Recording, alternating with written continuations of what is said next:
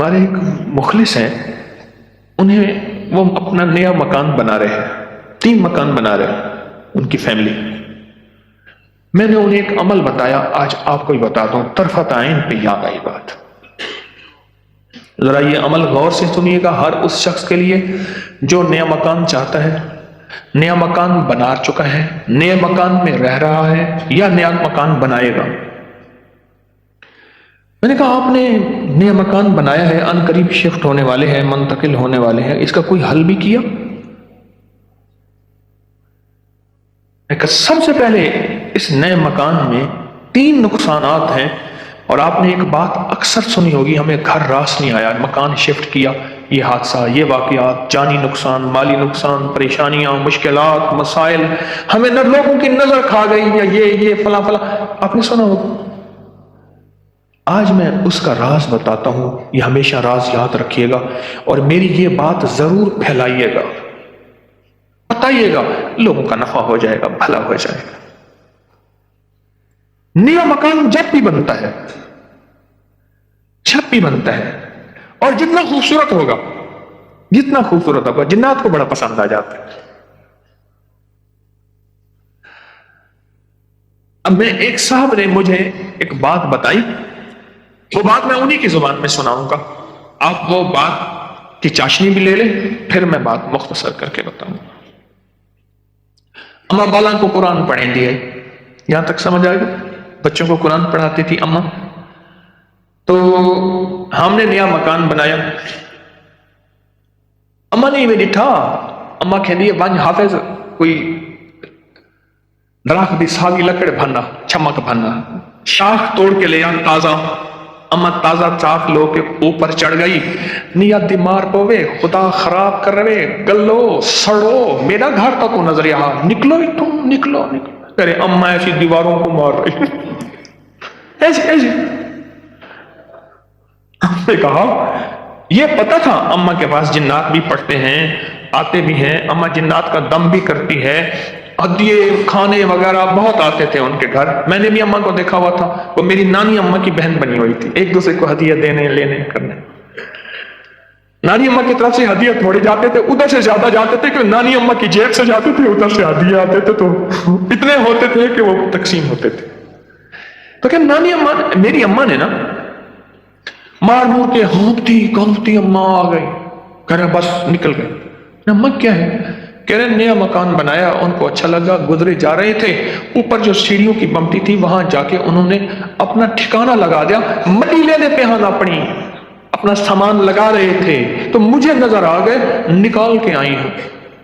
اچھا یہ ایک نہیں کئی واقعات ہیں۔ آپ کے گھر میں بہترین گھر بنا، بہترین گھر بنا، اور آپ کے گھر میں گندی کیچڑ کے 5-10 کتے، جو گرمیوں میں نا آپ نے دیکھا ہوگا نالیوں میں کتے بیٹھے ہوتے ہیں، بڑی ساری زبان نکال کے ہانپ رہے ہوتے ہیں، گندی نالی میں پانی گزر رہا ہوتا ہے تو ان کا جسم کچھ ٹھنڈا ہوتا ہے، وہ گندی نالی والا کتا جب اٹھ کے نا اپنے بدن کو چھاڑتا ہے تاکہ کیچڑ وغیرہ، آپ کے گھر میں کتوں کا ریوڑ گھسائے گندے، تو گھر میں کیچڑ ہوگی یا عطر کی بارش ہوگی؟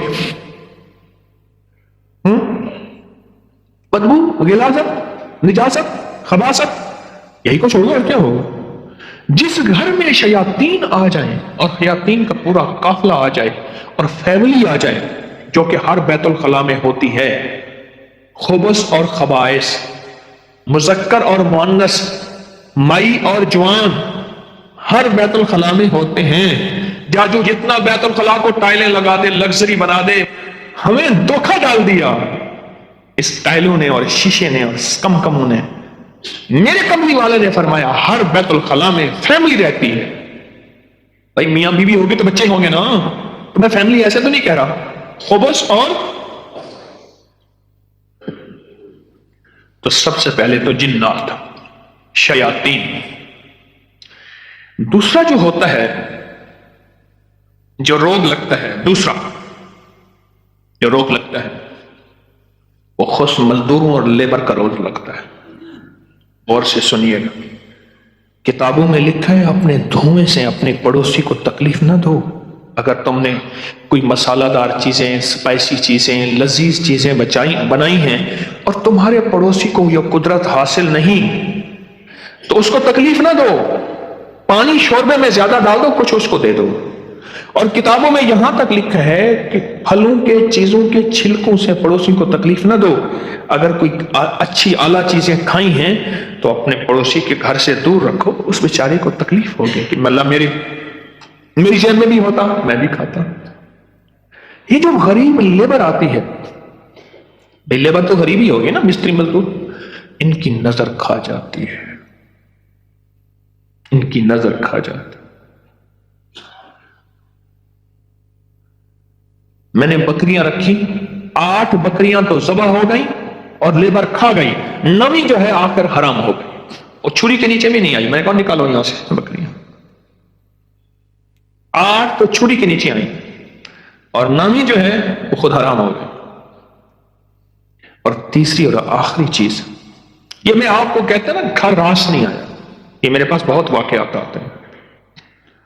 اس کی نظر ہوتی ہے، لیبر کی ہوتی ہے، اور بعض بندے ایسے ہوتے ہیں، اب تو سائنس ایول آئی اور بیڈ آئی پہ جاؤ، میرا لفظ لکھو سوشل میڈیا پہ، نیٹ پہ، پتہ نہیں کہاں، فیس بک پہ، ایول آئی بیڈ آئی۔ اب تو پوری دنیا کی سائنس نظر بد پہ پاگل ہو چکی ہے۔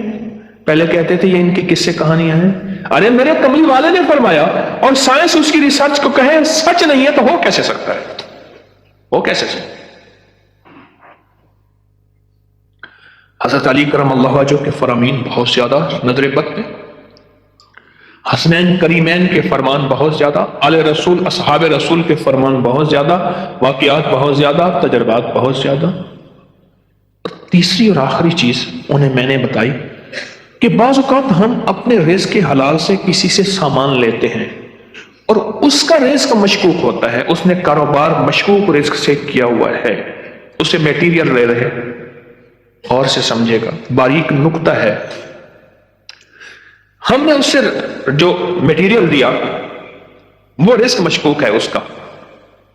اس کی دلیل میں دیتا ہوں آپ کو، میں ایک بات کہا کرتا ہوں، آپ نے شاید سنی ہوگی کہ اگر میں محسوس کرتا ہوں میرا رزق مشکوک ہے تو اس مشکوک رزق سے کبھی روزے نہ رکھنا۔ میں آپ کو اکثر عرض کرتا ہوں، کسی ایسے بندے سے جس کا رزق طیب طاہر حلال ہے اس سے ادھار لے لے، ٹھیک ہے؟ اس سے ادھار لے کر جس کا رزق طیب طاہر حلال ہے اس سے روزے رکھ اور اپنے پیسوں میں سے وہ ادھار چکا دے، رزق کا اثر ہوتا ہے۔ ایک بزرگ کہتے ہیں میں نے دعوت کھائی، 1 مہینے تک میرے جی میں آیا کہ میں کوئی گناہ بدکاری کروں، صرف ایک دعوت کھائی تھی۔ واقعات یہ 3 عوامل ہیں، 3 فیکٹرز ہیں بڑے، جو گھر کے اندر کہتے ہیں کہ گھر راس نہیں آیا۔ اس کا حل کرنا ہے صدقات، خیرات، اعمال، تسبیحات اور ذکر کے ذریعے، اس کا حل کرنا ہے۔ صدقات، خیرات، اعمال، ذکر اور تسبیحات، اس کا حل کرنا ہے۔ اب یہ سنتے جائیے، غور سے سنیے گا، توجہ سے۔ نئے گھر میں جب بھی داخل ہوں، سب سے پہلے تو یہ سوچیں کہ میں گھر کس رزق سے بنا رہا۔ یاد رکھیے گا، مشکوک رزق، یا آپ نے ایسا موضوع چھیڑ دیا، اس موضوع کو مجھے کچھ بتانا پڑے گا۔ سب سے پہلے تو یہ ذہن نشین رکھیے گا، رزق مشکوک کبھی زندگیوں اور نسلوں میں چین سکون نہیں دے سکتا، کبھی نہیں دے سکتا۔ وہ کیسے ہوگا؟ اس کے میرے پاس واقعات۔ میں ایک چھوٹا سا صرف واقعہ سناتا ہوں، میں نے کئی واقعے دیکھے۔ پتہ چلا کہ بیٹا فوت ہو گیا خودکشی میں، گرمی تھی، گھر تھا بڑا سارا، یعنی ادھر بھی گھر کے لان تھا، باغیچہ تھا، ادھر بھی باغیچہ تھا، بڑا بہترین گھر بنا ہوا تھا۔ اس وقت محسوس ہو رہا تھا یہ گھر کو بنے 35-40 سال ہو گئے۔ چارپائی جب پڑی تھی تو ہمارے ہوتے ہوئے دھوپ آ گئی، تو چارپائی کو میں نے گھسیٹا، اور ایک بیل تھی بڑی خوبصورت، اس کے نیچے لے گئے۔ ایسی بندہ رو رہا تھا، وہ اپنے علاقے کا مجسٹریٹ تھا، میں نے اس کی مجسٹیٹی دیکھی ہے. بٹھے والے کو حکم تھا کہ اتنی اینٹیں پہنچانی ہیں ورنہ بٹھا کسی شکایت کی وجہ سے سیل ہو جائے گا. سیمنٹ والے کے ذمے تھے کہ اتنی سیمنٹ کی بوریاں پہنچانی ہے ورنہ تو 2 نمبر سیمنٹ بیچ رہا, تجھ پہ آبجیکشن لگ جائے گا. ریت والے, اینٹ والے, ہر میٹیریل والے کے ذمے تھا کہ تو نے پہنچانا ہے. بہترین مکان بنا, بہترین مکان بنا. اس گھر میں رہا اور کبھی سکھ کا سانس نہ لے سکا. بیوی مر گئی, بیٹا اڑ گیا کہ میں نے ماں کو گھر میں دفن کرنا ہے. جو گھر کی پچھلی طرف کا باغیچہ تھا وہاں ماں کی قبر تھی, اور خودکشی مار کے کہنے لگا مجھے ماں کے قدموں میں دفن کرنا ہے. 2 قبریں گھر میں بنی ہوئی تھی. بیٹھا ہوا تھا, ریٹائر, مر گیا, اور پھر اس کا کوئی وارث نہیں تھا. وہاں پتہ چلا اس شہر میں کہ ہمارے مرشد آئے ہیں. کچھ لوگوں کو بھاگے بھاگ آئے. ایک بابا آیا ریٹائر, تو میں نے کہا بابا جی مرشد بس میرے گھر چلیں, دعا کرتے, کھانا کھا لیں. میں نے کہا کس لیے؟ میری دعائیں ہوں گی. میں نے کہا ایک چیز پہ دعا دوں گا کہ اس بابے کی آپ نے خدمت کرنی ہے. تو خود بھی بابا ہے, اس کی خدمت کرنی ہے, اور اس بابے کی موت تک وہ بزرگ بابا, وہ بھی زندہ ہے, اس کی خدمت کرتا رہا اور وہ دعائیں دیتا رہا. میرے اپنے چھوڑ گئے کہ حکیم صاحب تو آیا, اور کسی کو خدمت پہ چھوڑ گیا کہ میری چارپائی دھوپ پہ پڑی ہوتی تھی, میرے اندر سختی ختم ہو گئی. ایک بڑھاپے نے مارا, دوسرا غموں نے مارا.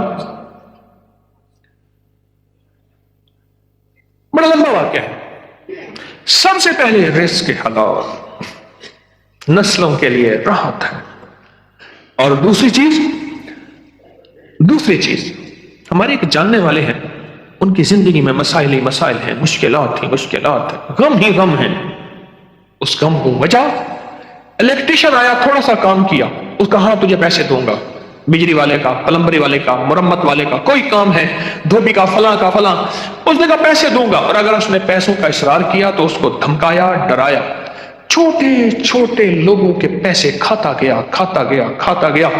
نسلوں میں غربت, تنگ دستی نے گھیر لیا. اب مجھ سے اعمال پوچھتے ہیں, اور رزق وہ ہوا جو کالا ہوا, دھن کالا ہوا, اور جس میں غریبوں کی آہیں ہوئی. تو میں کتنے اعمال کر کے اس گھر میں کیسے سکون پائے گا؟ مجھے بتا دو. اس کی مثال پتہ کیا ہے؟ خنزیر کو بڑے خوش و خضوع سے لٹا کے کہتا ہے بسم اللہ اللہ اکبر, تو خنزیر حلال ہو جائے گا. کتے کو لٹا کے تو کہے بسم اللہ اللہ اکبر, چھری بھی تیز ہو, قبلہ رخ بھی ہو, باوضو بھی ہو, اور تکبیر بھی پوری پڑھ, تو کتا حلال ہو جائے گا؟ خنزیر حلال ہو جائے گا؟ نہیں ہوگا. کوئی بات نہیں, گھر چھوٹا ہے, کوئی حرج نہیں. ان چیزوں کے خیال کر کے اب عمل بتا رہا ہوں. گھر میں 81 دفعہ سورۃ یاسین, جب نئے گھر میں داخل ہوں 81 دفعہ سورۃ یاسین مل کے بیٹھ کے خود پڑھیں, کرائے کے بندے جمع نہ کریں. 81 دفعہ سورۃ یاسین, اول آخر 7 بار درود پاک, ہر دفعہ بسم اللہ الرحمن الرحیم مل کے پڑھ لیں. ایک. دوسرا, ہر کونے میں 11 دفعہ آیت الکرسی مل کے پڑھ لیں. کوئی اس کونے میں گھر کا بندہ پڑھ لے, کوئی اس کونے میں. گھر کے چاروں کونے میں 11 دفعہ آیت الکرسی, اور 1 دفعہ گھر کے درمیان میں 11 دفعہ آیت الکرسی. 2. اور گھر کے چاروں کونے میں 3 دفعہ اذان, 3 دفعہ اذان. یہ جو اذان ہم نماز کے لیے کہتے ہیں, پڑھتے ہیں. ایک ہے اذان پڑھنا, ایک ہے اذان دینا. اذان دینے کے لیے انگلیوں میں اونگلیاں ٹھوسنی پڑتی ہیں, قبلہ رخ بھی ہے, مسجد ہے, ممبر ہے یا چبوترا ہے, نہیں. اذان پڑھنا وظیفے کی شکل میں ہے. تو 3 دفعہ اذان چاروں کونوں. کتنا ہو گیا یہ؟ 3 عمل ہو گئے. میں نے 5 عمل بتانے ہیں. اور چوتھا یہ ہے کہ وہاں جا کے 1 دن, 3 دن, 7 دن یا 11 دن, 1 دن, 3 دن, 7 دن یا 11 دن اتنا پکائیں کہ لوگوں کو کھلائیں, اور خاص طور پہ ان لوگوں کو جن کو اتنا اچھا کوئی نہیں کھلاتا. کتنے عمل ہو گئے؟ 4. اور آخری عمل یہ ہے کہ گھر کو مہمان کی نیت سے بنانا ہے. शेख लतीफ रहमतुल्लाह अलैह ने पूछा, माशाअल्लाह बड़ा अच्छा घर बना है, किस नियत से? हजरत बच्चे बड़े हो गए, घर की जरूरियात भी हैं सारा। फरमाया तो बड़ा छोटा व्यापारी निकला, तो दिल्ली का पंजाबी सौदागरान का ताजर था, उसने घर बनाया, हजरत को बुलाया तो फरमाया छोटा घर बनाया? अरे तू ये नियत कर ले कि ये मैं घर मेहमानों की नियत से बना रहा, और मेहमान आएंगे उनको खिलाऊंगा पिलाऊंगा, उनको बिठाऊंगा, बस। और फिर फरमाया देखो, जैसे कोई बंदा रोशनदान रखे, और क्यों रखा? रोशनी के लिए, हवा के लिए। अरे नहीं, इस नियत से रख के अजान की आवाज आएगी। जब तक रोशनदान रहेगा तेरे लिए सवाब नेकियां लिखी रहेंगी। फिर अगली बात जो फरमाई वो बड़ी बारीक बात है, हसास बात है, वो सुन लेना। फरमाया बदतरीन पैसा वो है जो मटेरियल और बिल्डिंग में खर्च हो। जब तू मेहमान की नियत कर लेगा, वो तेरा पैसा बेहतरीन बन जाएगा। समझ गया नुक्ता बारी? अब वो तेरा पैसा बेहतरीन बन जाएगा। और तूने अगर मेहमान की नियत ना की और मेहमान की खिदमत का जज्बा ना लिया, वो तो बदतरीन पैसा है, अल्लाह के यहां नापसंदीदा है। जो मेरे रब के यहां नापसंदीदा, उसमें सुकून आ सकता है, चैन आ सकता है, राहत मिल सकती है, खैर मिल सकती है, बरकत मिल सकती है। कैसे मिल सकती है? उसमें तो बरकत मिल ही नहीं सकती। मेहमान की नियत कर, मेहमान की नियत कर। ये 5 चीजें हैं नए मकान बनाने के लिए, नफामंद है। और 2 एहतियातें, एक अमल और एक रिस्क हराम। 5 अमल, 2 एहतियातें, ये नया मकान बनाने के लिए मैंने आपकी खिदमत में अर्ज की।